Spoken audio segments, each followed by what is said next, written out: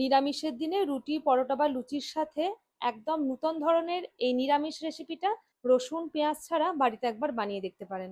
আজকের এই রেসিপির জন্য দুটো মিডিয়াম সাইজের ক্যাপসিকাম নিয়েছি।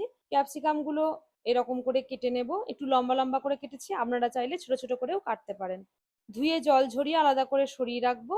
এরপর একটা মশলা বানিয়ে নেবো। তার জন্য 1 ও 1/2 চা চামচ জিরে গুঁড়ো, তার সাথে হলুদ, স্বাদ মতো লঙ্কার গুঁড়ো আর আদার বাটা ছোট চামচের 2 চামচ সামান্য জল দিয়ে মশলাটাকে মাখিয়ে আলাদা করে সরিয়ে রাখবো। এবার একটা কড়াইয়ের মধ্যে বড় টেবিল চামচের 2 ও 1/2 টেবিল চামচ মতন সর্ষের তেল দিয়ে কেটে রাখা ক্যাপসিকাম গুলো ভালো করে ভেজে নেব।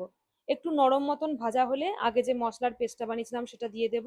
এটাকে আরো 1 থেকে 2 মিনিট কষিয়ে নেব আর স্বাদ মতো নুন দিয়ে দেব। কাঁচা মশলার গন্ধ গেলে একে একে এর মধ্যে কাজু বাদাম বাটা বড় টেবিল চামচের 2 চামচ মতন আর সামান্য একটুখানি জল দিয়ে এটাকে ভালো করে কষিয়ে নেব। তার সাথে বড় টেবিল চামচের 3 চামচ মতন টক দই দিয়েছি। সমস্ত ভালো করে মিশিয়ে নেব।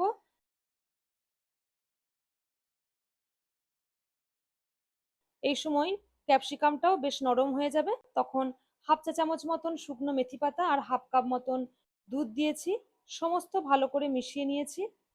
এবারে 200 গ্রাম পনির ভালো করে গ্রেট করে নিয়ে এই মশলা ক্যাপসিকামের ওপর দিয়ে ভালো করে নাড়িয়ে নেব।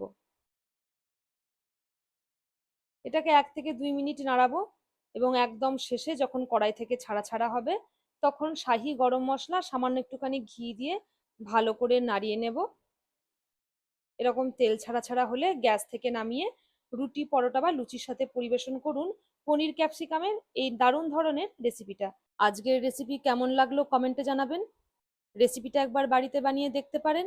এরকম আরো নতুন নতুন রেসিপির নোটিফিকেশন পেতে পূর্বিশ মন কিচেন চ্যানেলটিকে সাবস্ক্রাইব করে রাখার অনুরোধ রইল আপনাদের কাছে।